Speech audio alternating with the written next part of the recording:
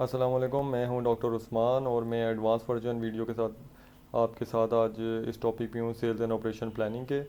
Previously हमने sales and operation की history पढ़ी थी, उसके अलावा हमने प्लानिंग की डेफिनेशन, कुछ डिपार्टमेंट्स के उसके गोल्स और उसके बैलेंसिंग एक्ट पढ़ा था। उसके अलावा रिजल्ट्स थे, एसओपी की कुछ एडवांटेज डिसएडवांटेजेस, दैन उसकी पूरी कंप्लीट प्रोसेस डिस्कस की थी। उसके बाद उसका एक मंथली साइकिल भी देखा था। और ये थी हमारी प्रीवियस बेसिक वीडियो जो आप मेरे यूट्यूब के चैनल के ऊपर जाके उसको देख भी सकते हैं और उसको रिव्यू भी कर सकते हैं। दोनों इंग्लिश और उर्दू के अंदर वो प्रेजेंट है, वहाँ के ऊपर मौजूद है। और जो आज का टॉपिक है वो एसएनपी मैच्योरिटी के बारे में है। ऐसा सेल्स एंड ऑपरेशन की मैच्योरिटी के कुछ लेवल्स होते हैं जो आज हम डिस्कस करेंगे। तो स्टार्ट हम करते हैं बेसिकली फ्रॉम दोज वन। तो सबसे पहला ये है कि जो आपकी सेल्स एंड ऑपरेशन की प्रोसेस होती है वो, जैसा कि हमने देखा, वो एक कंटिन्यूस प्रोसेस है और एक इंक्रीमेंटल अप्रोच है। ऐसा नहीं होता कि आप सेल्स एंड ऑपरेशन को एक साथ इंप्लीमेंट करें और आप उसको फ़ौरन जो है ग्रोथ इंक्रीज़ कर लें और अपनी सारी प्रोसेस को ठीक कर लें। होता ही है कि आप स्मॉल चेंजेस इंप्लीमेंट करते जाते हैं और बाय द टाइम वो चेंजेस कोलेबरेटिव जब कन्वर्ट हो जाती हैं तो सेल्स एंड ऑपरेशन के एक मैच्योरिटी प्रोसेस के अंदर कन्वर्ट हो जाती हैं। लेकिन उस सेल्स एंड ऑपरेशन की मैच्योरिटी प्रोसेस के भी कुछ लेवल्स होते हैं, जिसमें मेरे पास पहला है कि फंडामेंटल्स है, दूसरा डिसीजन मेकिंग है और तीसरा स्ट्रेटेजिक कोलैबोरेशन है। अब होता क्या है कि आप फंडामेंटल से स्टार्ट करते हैं और फिर आस्ता आस्ता डिसीजन मेकिंग और स्ट्रेटेजिक तक जाते हैं। इसमें आपको कम से कम 1 से 3 साल लग सकते हैं ताकि आप स्ट्रेटेजिक लेवल के ऊपर पहुंच सकें। तो जो ईच लेवल के अंदर चीज़ें हैं वो मैं आगे आपको बताता हूँ। जो पहला लेवल है उसके ऊपर आपको करना क्या है कि आपने जितने भी ऑर्गेनाइजेशन के लोग हैं, आपकी प्रोसीजर और टेक्नोलॉजी, सबको एक कॉमन प्लान के मुताबिक आपने सेट करना है। आपके लोगों को ये पता होना चाहिए आप क्या काम कर रहे हैं, क्या प्रोडक्ट है, क्या सर्विसेज हैं और उनको किस तरीके से मार्केट में लॉन्च करना है। उसके अलावा जो पहला काम होगा कि आप सेल्स के जो यूनिट्स हैं उनको मोनीटर करना सीखेंगे। आप रेवेन्यू को जो है आपने मोनीटर करना है और आपका करेंसी डाटा जो है उसको आप जो है मोनीटर करेंगे।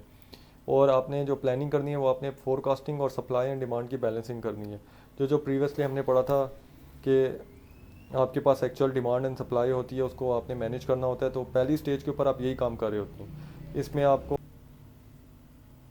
आपको ज़्यादा टाइम भी लग सकता है और कम टाइम भी लग सकता है, डिपेंडिंग कि आप कितने ज़्यादा केयरली अपनी प्रोसेसेस के ऊपर काम कर रहे होते हैं। और जो पहले ये फंडामेंटल की प्रोसेस होगी, इस पर वही साइकिल चलेगा पिछली दफ़ा की तरह। जो आपके पास सेल्स ऑपरेशन प्रोसेस क्या है, मंथली रिव्यू मीटिंग दूंगी, वीकली आप इस पर काम करेंगे तो ऑटोमेटिकली आप level one maturity level one fundamentals को आप इजीली अचीव कर लेंगे। जो लेवल टू है आपके पास वो थोड़ा सा डिफरेंट है कि जब आप मंथली से क्वार्टरली या बाई एनुअली मीटिंग्स के ऊपर चले जाते हैं तो इसमें आपने क्या करना है, आपने वो चीज़ें देखनी है जो आपकी बिज़नेस प्रोसेस के साथ ज़्यादा इंपॉर्टेंट हैं और जो रेवेन्यू और प्रॉफिट इंक्रीज़ कर सकती हैं। आपने अपनी जितनी भी टीम है, सेल्स की, ऑपरेशन और फाइनेंशियल की, उन तीनों को एक स्ट्रेटेजिक गोल के मुताबिक जो है अलाइन करना है ताकि उनको पता हो कि हम क्या चीज़ अचीव कर रहे हैं। इसके अलावा जो है आपने ये देखना है कि आपके कौन से फाइनेंशियल और ऑपरेशनल प्रोसेस के अंदर प्रॉब्लम्स हैं या जो आपकी फाइनेंशियल ऑपरेशन प्रोसेस को स्लो चीज़ें कर रही हैं, उनको आपने निकालना है। और ये आप किस तरीके से करेंगे, आप अपनी प्रोसेस के की परफॉर्मेंस इंडिकेटर्स कैलकुलेट करेंगे और उसके मुताबिक जो है आप अपनी प्रोसेस को इम्प्रूव करेंगे। तो ये आपकी हो जाएगी लेवल टू मैच्योरिटी। इसको अचीव करने के अंदर आपको कम से कम नहीं तो 1 से 2 साल लग सकते हैं, बिकॉज जब तक आपके सारे लोग एक डिसीजन पे नहीं होंगे और उनको ये पता नहीं होगा कि ऑर्गेनाइजेशन क्या कर रही है, क्या प्रोडक्ट बन रही है, तो आप इसे अचीव नहीं कर सकते हैं। जो थर्ड लेवल है वो इससे भी अहेड है, जो इसको कहते हैं स्ट्रेटेजिक कोलेबोरेशन। ये तब अचीव होगा कि जब आपके पास इंटरनली सारे एम्प्लॉयज़ जो हैं वो एक प्लान के ऊपर होंगे। उसके अलावा आपने सप्लायर्स और कस्टमर और पार्टनर्स को भी एक ही प्लान या लेवल के ऊपर आपने लेके आना है। तो जो आपकी एक्सटर्नल कोलैबोरेशन है उसको आपको अचीव करने में टाइम लगता है, बिकॉज आपका हर सप्लायर आपकी उस प्रोसेस के मुताबिक नहीं चलेगा। तो इसके लिए आपको सेपरेट प्रोसेसेस बनानी पड़ेंगी, उसे ज़्यादा स्ट्रॉन्ग करना पड़ेगा और स्ट्रेटेजिक प्लानिंग करनी पड़ेगी। जैसा कि हम मंथली के अंदर और क्वार्टरली और एनुअली में हमने देखा कि हम फोरकास्ट बजट के साथ स्ट्रेटेजिक प्लानिंग भी करते हैं। तो इस स्टेज में भी आपको यही करना पड़ेगा। इस स्टेज के लिए आपको फ़्लो चार्ट भी बनाने पड़ेंगे। अगर आपके ऑर्गेनाइजेशन के फ़्लो चार्ट पहले नहीं बने हुए और आपके पास प्रोसेस फ़्लो नहीं है, आपको ये नहीं पता किस तरीके से ऑर्गेनाइजेशन ने कौन सी प्रोसेस को लेके चलना है, तो इस स्टेज के ऊपर आपको सबसे पहले वो चीज़ें आपको सारी की सारी बनानी पड़ेंगी। जब आप वो चीज़ें बना लेंगे तो उसके बाद आपके पास स्ट्रेटेजिक कोलैबोरेशन आ जाएगी। लेकिन अगर आप जितना स्लो होंगे और जितनी आपकी टॉप मैनेजमेंट इसमें इन्वॉल्व नहीं होगी तो ये उतना आपका काम डिले होता जाएगा, क्योंकि स्ट्रेटेजिक कोलैबोरेशन जो है वो आपकी टॉप मैनेजमेंट का काम है रदर देन जो आपके लोअर स्टाफ है। तो इन तीनों लेवल्स को अचीव करने के लिए आपको ये सारी चीज़ें करनी पड़ेंगी। इसके अलावा जो नेक्स्ट मेरे पास है वो क्रिटिकल सक्सेस फैक्टर्स हैं, जो कि मैं आपको बताना चाहता हूँ आपकी सेल्स एंड ऑपरेशन प्रोसेस में वही चीज़ें हैं जो ऑलरेडी हम लोग यूज़ करें, बट वो थोड़ी सी इन डिटेल में हमारे पास आ जाती हैं कि आपने किस तरीके से उसको लेके चलना है और आपके पास क्या क्या चीज़ें हैं जो आपकी सक्सेस को इम्प्रूव कर सकती हैं। तो पहला मेरे पास एक वही फैक्टर है फंडामेंटल्स का कि बैलेंसिंग एक्ट है। डिमांड और सप्लाई को अगर आपने मैनेज कर लिया तो आपने सारी चीज़ों को मैनेज कर लिया। आउटडेटेड सिस्टम अपने जितने भी हैं उनको निकालें, एग्रीगेट लेवल डिटेल्स लेके आएँ, ग्रोइंग वॉल्यूम ऑफ डाटा को कम करें, इसमें डाटा को क्लीन करें, वही चीज़ें रखें जो आपके सामने हैं, और डुप्लीकेट डॉक्यूमेंट्स और रिकॉर्ड को डिलीट कर दें। आपके पास ये सारी चीज़ें बिल्कुल क्लीन क्लियर होनी चाहिए आपकी ऑर्गेनाइजेशन के अंदर, और आपको पता होना चाहिए कि इस टाइम के ऊपर मैंने ये चीज़ लॉन्च करनी है और मेरे पास एक्चुअल डिमांड और सप्लाई इतनी है, ताकि आपके पास जब तक क्लियर विजिबिलिटी नहीं होगी उस टाइम तक आप जो है कभी अपनी प्रोडक्ट को लॉन्च नहीं कर सकेंगे। तो जो डिमांड एंड सप्लाई का कॉन्सेप्ट है उसको इस स्टेज के ऊपर बिल्कुल क्लियर हो जाना चाहिए, और ये लेवल 1 है आपके पास आपकी मैच्योरिटी ऑफ दी प्रोसेस के अंदर। सेकंड में आपके पास फोरकास्टिंग है।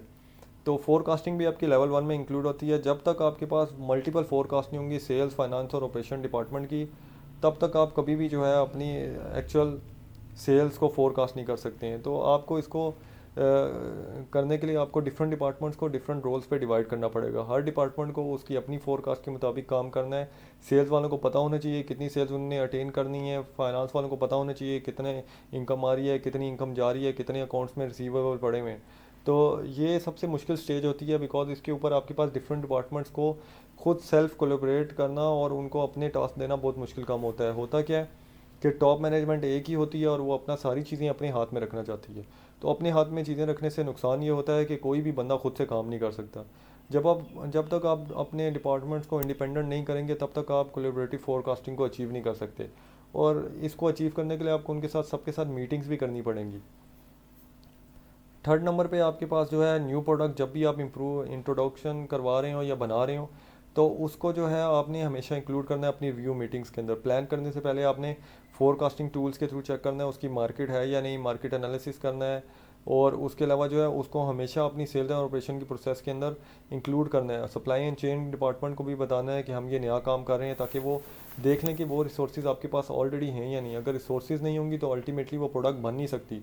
आप लॉन्च तो कर देंगे, तो हर प्रोडक्ट से पहले लॉन्च करने से पहले आपने उसको सेल्स एंड ऑपरेशन की प्रोसेस के अंदर इंक्लूड करना है, अलाइन करना है डिमांड एंड सप्लाई के साथ, ताकि वो मार्केट के मुताबिक आपकी लॉन्च हो सके। फोर्थ नंबर पे वही आपका कॉन्सेप्ट है कि आपने सप्लाई की प्लानिंग करनी है, जो आपने पहले फेज़ के ऊपर भी करनी थी। तो अगर आप इस स्टेज के ऊपर जो है डिमांड एंड सप्लाई की प्लानिंग एक्यूरेटली कर लेते हैं तो इससे फ़ायदा क्या होगा कि आपके पास जो एक्सेस इन्वेंट्री है उसको आप मैनेज ऑलरेडी कर चुके होंगे, और आपने सप्लायर के रिस्पांस टाइम को भी देखना है। अगर कोई बंदा आपको जो है कम टाइम के अंदर रिस्पांस करता है और आपको कोई सप्लायर जो है लेट चीज़ें दे रहा है, तो इट मीन्स कि आपने उस सप्लायर को चेंज करना है, ताकि आपकी स्ट्रेटजिक प्लानिंग इंप्रूव हो सके। क्योंकि आपने लेवल 3 ऑफ मैच्योरिटी की तरफ मूव करना है, तो आपने सेल्स एंड ऑपरेशन की प्रोसेसेस को यूज़ करते हुए अपनी डिफरेंट जो प्लानिंग के जो स्ट्रेटजिक प्लानिंग का हॉरिजन है उसको इंक्रीज़ करना है। अपने सप्लाई एंड नीड्स को आपने एडवांस में मैनेज करना है, ताकि आपको कोई भी अनसर्टन जो फोरकास्ट इवेंट्स हैं उनको आप कैटर कर सकें।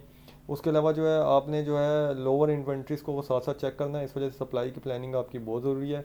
स्टॉक आउट नहीं होने देने हैं, जैसा कि हमने पहले भी पढ़ा है। तो सप्लाई प्लानिंग आप फोर्थ सक्सेस फैक्टर है आपकी सेल्स एंड ऑपरेशन प्रोसेस के अलावा अंदर। इसके अलावा जो है हम प्रीवियसली जो पढ़ चुके हैं कि monthly meetings are very important, और वीकली मीटिंग्स और डेली मीटिंग्स भी हमने देखी हैं। तो जब तक आपके पास क्लियर डिफाइंड रोल्स नहीं होंगे तब तक आप मंथली और वीकली मीटिंग्स या ईयरली मीटिंग्स नहीं कर सकेंगे। इन सारी मीटिंग्स के अंदर आपके जो है सारे डिपार्टमेंट्स के एग्जीक्यूटिव को और टीम मेंबर्स को प्रेजेंट होना चाहिए।